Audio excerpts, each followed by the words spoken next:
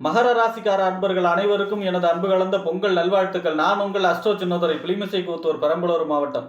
நிகழ்வு மங்களகரமான குரோதி வருடம் தமிழ் மாதங்களில் 10வது மாதம் தை மாதம் 2025 மகர ராசிக்காரர்களுக்கு எப்படிப்பட்ட கிரக நிலைகள் இருக்கிறது, அதனால் என்ன பலன்கள் ஏற்படும் என்பதை பற்றி இந்த காணொளியிலே பார்ப்போம். இதுபோன்ற தொடர்ந்து தமிழ் மாத ராசி பலன்களை தெரிந்து கொள்ளவும், ஜோதிட தகவல்களை தெரிந்து கொள்ளவும் நமது சேனல் அஸ்ட்ரோ சின்னதுரையை சப்ஸ்கிரைப் செய்து கொள்ளுங்கள், லைக் பண்ணுங்க, நண்பர்களுக்கு ஷேர் பண்ணுங்க. அதாவது தை மாதம் அப்படிங்கிறது உத்தராயண புண்ணிய காலம் ஆரம்பம், அதாவது தேவர்களுடைய பகல் பொழுது கால ஆரம்பம். தை மாசத்திலிருந்து ஆணி மாசம் வரை. தட்சிணாயனங்கிறது தேவர்களுடைய இரவு பொழுது, ஆடி மாசம் முதல் மார்கழி மாசம் வரை, அதாவது இரவு பொழுது காலம். இந்த மார்கழியோட தேவர்களுடைய இரவு பொழுது முடிஞ்சு இப்போ தை மாசம் பகல் பொழுது, அதாவது உத்தராயண புண்ணிய கால ஆரம்பம். அதனால் இந்த உத்தராயண புண்ணிய காலம், அதாவது பகல் பொழுது ஆரம்ப மாதம் எது அப்படின்னா தை மாசம் தான். அப்போ இந்த தை மாசத்துல அனைத்து விதமான சுபகாரியங்களை செய்யலாம். அதாவது வீடு கட்டுறது, காது குத்துறது, அதே மாதிரி கிரக பிரவேசம், கிரக ஆரம்பம், வாசல் கால் வைக்கிறது, திருமணம் செய்கிறது, அதே மாதிரி பார்த்தீங்கன்னா தொழில் தொடங்குறது, அனைத்து விதமான சுபகாரியங்கள் செய்வதற்கு சிறப்பான மாதம். அதனால தான் தை பிறந்தால் வழி பிறக்கும் அப்படின்னு சொல்லுவாங்க. அப்போ இந்த தை மாதம் 16ஆம் தேதி பார்த்தீங்கன்னா தை அமாவாசை வருது. தை அமாவாசை மிகவும் சிறப்பு வாய்ந்தது. முன்னோர்களுக்கு திதி சிரார்த்தம் செய்வதற்கும், இயற்கைக்கு மாறான மரணம் அடைந்தவர்களுக்கு உடைய ஆத்மா சாந்திக்காக திலஹோமம் செய்வதற்கும் சிறப்பான நாள் தை அமாவாசை. தை மாதம் 16ஆம் தேதி வருகிறது.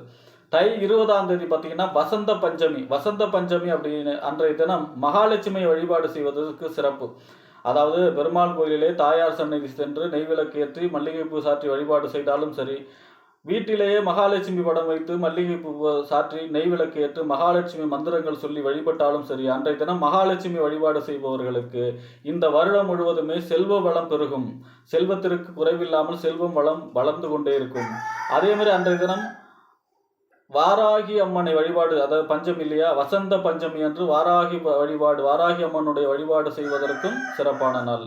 அதே போல இந்த மாதம் தை மாதம் 29ஆம் தேதி தை பூசம் வருகிறது. தை பூசத்தன்று முருகப்பெருமானை வழிபாடு செய்வதற்கும், அன்னதானம் செய்வதற்கும், வடலூர் ராமலிங்க அடிகளாருடைய ஜோதி தரிசனம் செய்வதற்கும் சிறப்பான நாள். அதாவது அருட்பெருஞ்சோதி தனிப்பெருங்கருணை, தனிப்பெருங்கருணை அருட்பெருஞ்சோதியை சென்று அந்த ஜோதி தரிசனம் செய்வதற்கும் சிறப்பான நாள். ஆக இப்படிப்பட்ட சிறப்பு வாய்ந்த இந்த தை மாசத்திலே மகர ராசிக்காரர்களுக்கு ஒரு சிறப்பு உண்டு. ஏன் அப்படின்னா இந்த மாதம் தை மாதம் 22ஆம் தேதி குரு வக்கர நிவர்த்தி ஆகிறார். அதாவது குரு மகர ராசிக்கு 5ல் சஞ்சரிக்கிறார். 5ஆம் இடங்கிறது புத்தி, சிந்தனை, செயல்திறன், புத்திரஸ்தானம், பதவி, விளையாட்டு, இந்த மாதிரியான ஸ்தானம். அங்கே குரு 5ல் சஞ்சரிப்பது யோகம். ஆனாலும் ஒரு கடந்த 4 மாசமா வக்ரகதியில் சஞ்சரிச்சார். வக்ரகதியில் சஞ்சரிக்கிறதுனால குருவுடைய பார்வையோட சுபத்தன்மை உங்கள் ராசியை 9வது பார்வையை பார்க்குறாரு இல்லையா, அப்போ அவருடைய சுபத்துவம் குறைந்திருந்தது. இப்போ தை மாதம் 22ஆம் தேதி வக்ர நிவர்த்தி ஆகி உங்களுடைய ராசியை பார்வையிடுகிறார். அப்போ குரு வக்ர நிவர்த்தி ஆகி 5ஆம் இடத்துல இருந்து 9வது பார்வையாக உங்கள் ராசியை பார்க்கும் பொழுது யோகம்.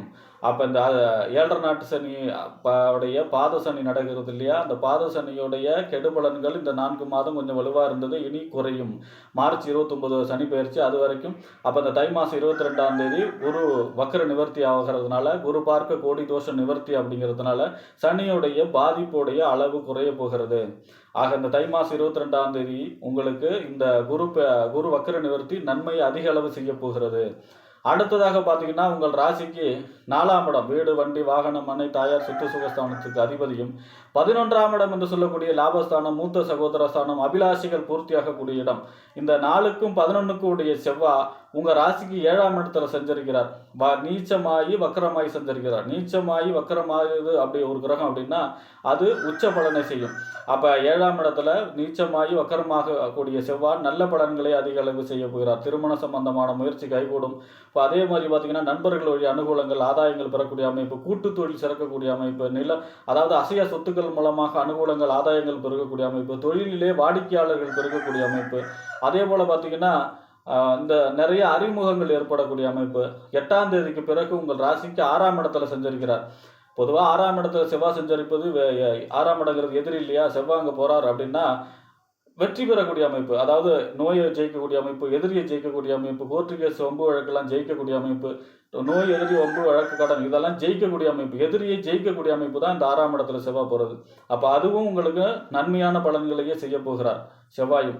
அடுத்ததாக உங்கள் ராசிக்கு 5ஆம் இடம் என்று சொல்லக்கூடிய புத்தி, புத்திரஸ்தானம், புத்தி, சிந்தனை, செயல்திறன், அதே மாதிரி பார்த்தீங்கன்னா பதவி, விளையாட்டு, பூர்வ புண்ணிய ஸ்தானம், பூர்வீகத்தை சொல்லக்கூடிய இடம்.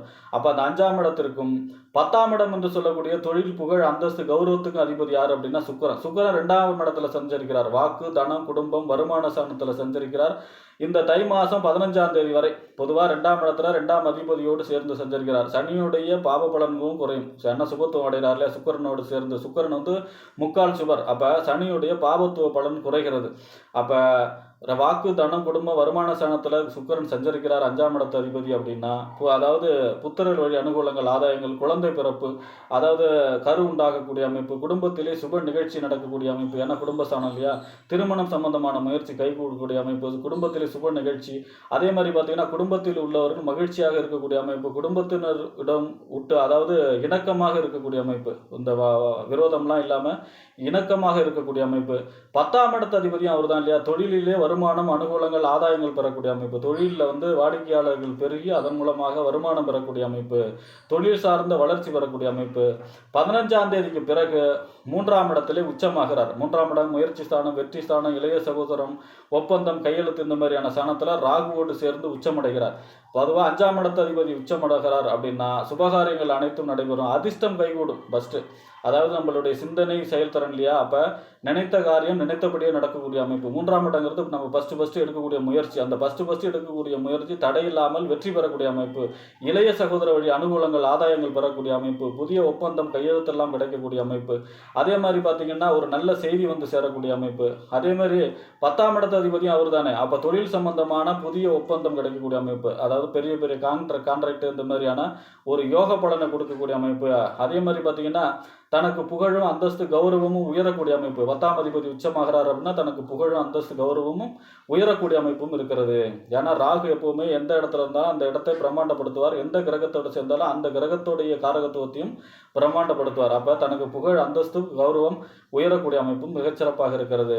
அடுத்ததாக 6ஆம் இடம் நோய், எதிரி, வம்பு, வழக்கு, கடன். 6ஆம் இடம் உத்தியோகஸ்தானமும் 6ஆம் இடம் தான். அந்த 6க்கும் 9ஆம் இடம் என்று சொல்லக்கூடிய தந்தை ஸ்தானம், பாக்கியஸ்தானம், தொலைதூர பயணம், உயர்கல்வி ஸ்தானத்துக்கும் அதிபதி யார் அப்படின்னா புதன். புதன் உங்கள் ராசியிலக்கு 12ஆம் இடத்துல சஞ்சரிக்கிறார் 11ஆம் தேதி வரை.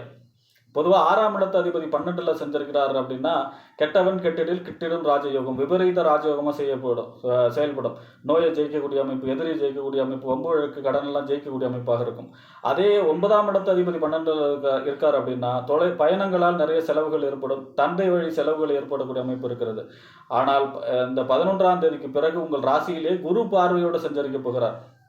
அப்போ குரு பார்த்தா கோடி தோஷ நிவர்த்தி. அப்போ 9ஆம் அதிபதி உங்கள் ராசியில் சஞ்சரிக்கிறார் அப்படின்னா அதிர்ஷ்டங்கள் தேடி வரும், தந்தை வழி அனுகூலங்கள் கிடைக்கக்கூடிய அமைப்பு, அதாவது பாக்கியங்கிறது அதிர்ஷ்டம், நம்ம முன் ஜென்மத்துடைய நல்ல பலன் கிடைக்கக்கூடிய அமைப்பு, அதுதான் அது சொல்லணும். 9ஆம் அதிபதி ராசியில் குரு பார்வையோடு சஞ்சரிக்கிறார்னா கடந்த ஜென்மத்துடைய புண்ணிய பலனை அனுபவிக்கக்கூடிய காலம்.